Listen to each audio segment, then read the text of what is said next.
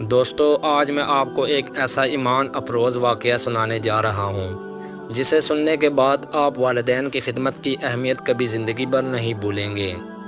یہ واقعہ ہے اس بزرگ کا جنہیں رسول اللہ صلی اللہ علیہ وآلہ وسلم نے اپنی زندگی میں نہیں دیکھا، لیکن ان کا ذکر اپنے زبان مبارک سے کیا اور بڑے بڑے صحابہ کو ان سے دعا کروانے کی ہدایت دی۔ جی ہاں، یہ ہے حضرت اویس کرنی۔ لہٰذا اس ویڈیو کو آخر تک ضرور دیکھیں، کیونکہ ہر لمحہ آپ کے ایمان کو تازہ کر دے گا۔ حضرت اویس کرنی یمن کے رہنے والے تھے۔ وہ نہایت غریب اور سادہ زندگی گزارنے والے تھے۔ روزی کے لیے اونٹ چرایا کرتے تھے، لیکن ان کی سب سے بڑی پہچان یہ تھی کہ وہ اپنے والدہ کی خدمت گزار، انتہائی فرمانبردار اور نیک بیٹے تھے۔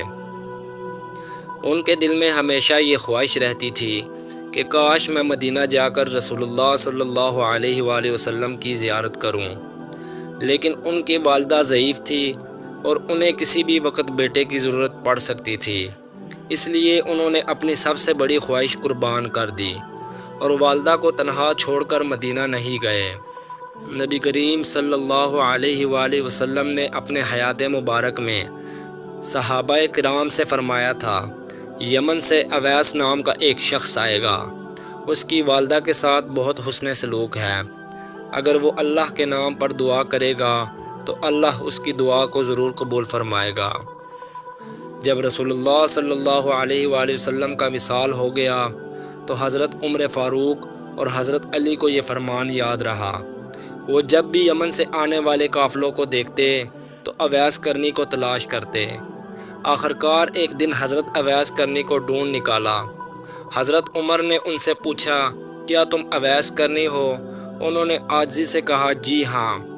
حضرت عمر نے فرمایا، رسول اللہ صلی اللہ علیہ وآلہ وسلم نے فرمایا تھا کہ تمہاری دعائیں قبول ہوتی ہیں، ہمارے لیے دعا کرو۔ یہ سن کر حضرت اویس کرنی نے ہاتھ اٹھائے اور عاجزی کے ساتھ دعا کی۔ دوستو، سوچنے کی بات یہ ہے کہ حضرت اویس کرنی کو صحابی ہونے کا شرف نہیں ملا، کیونکہ وہ اپنے والدہ کے خدمت میں مشغول رہے، لیکن والدہ کی خدمت کے سبب اللہ نے انہیں ایسا بلند مقام عطا کیا کہ بڑے بڑے صحابہ کرام بھی ان سے دعائیں کراتے تھے۔ یہ واقعہ ہمیں یہ سبق دیتا ہے کہ اصل عظمت دولت یا دنیاوی مرتبے میں نہیں، بلکہ والدین کی خدمت میں ہے۔ دوستو، اگر آپ چاہتے ہیں کہ اللہ آپ کی دعائیں قبول کرے تو سب سے پہلے اپنے والدین کی خدمت کریں، کیونکہ والدین کی رضا ہی اللہ کی رضا ہے۔